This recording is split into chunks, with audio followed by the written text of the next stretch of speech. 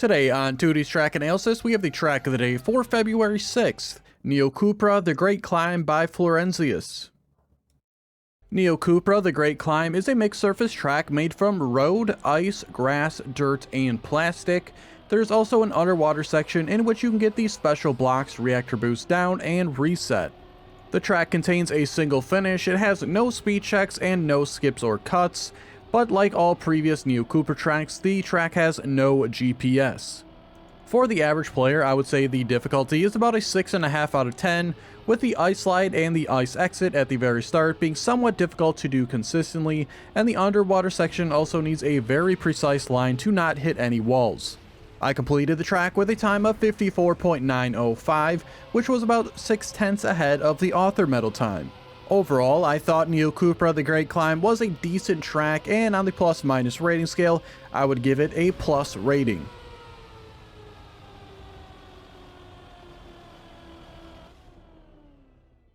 For today's analysis and comparison, we're using the current world record Ghost, which was driven by Kebby, and they had a 52.668, and this is 2.237 seconds ahead of my personal best. So the first thing I want to point out for today's analysis is for this downhill right here before the uphill ice slide.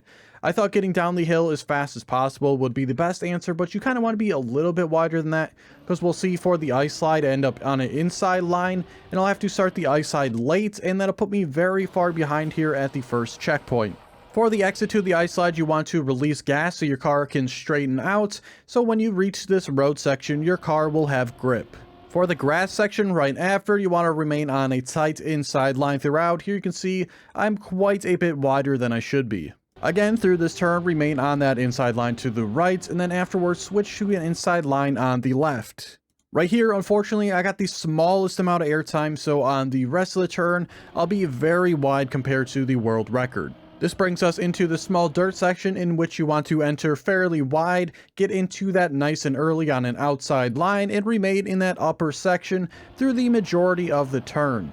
I leave the dirt a bit too wide here, and it will result in me sliding a little bit trying to correct myself here on the plastic. For this plastic turn here, you want to commit very early to making this turn, very hard to the left here very early. Here, maybe I was even a little bit late, as you'll see the world record get a better inside line than I do, and I'll end up pretty high here on the exit. The upcoming water section is fairly difficult. You need a very precise line to get through here. Start very wide here towards this left-hand wall, go to the right a little bit, and then immediately start turning very hard to the left here. With my current location and turn timing here to the left, you'll see that I can just barely scrape by this wall right here.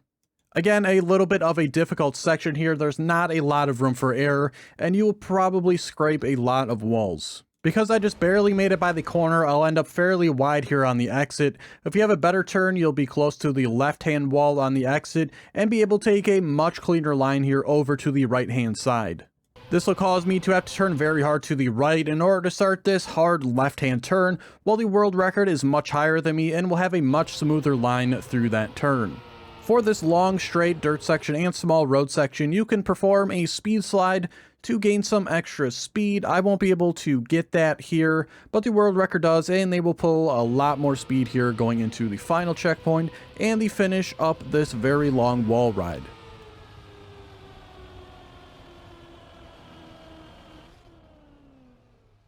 So yet another Neo-Cupra track today, certainly better than the last one. Far from the best though, but also far from the worst. Overall, just a decent track. I didn't really care for the water section too much, pretty blind on the entrance and exit, and the ice slide at the start was just a restart factory.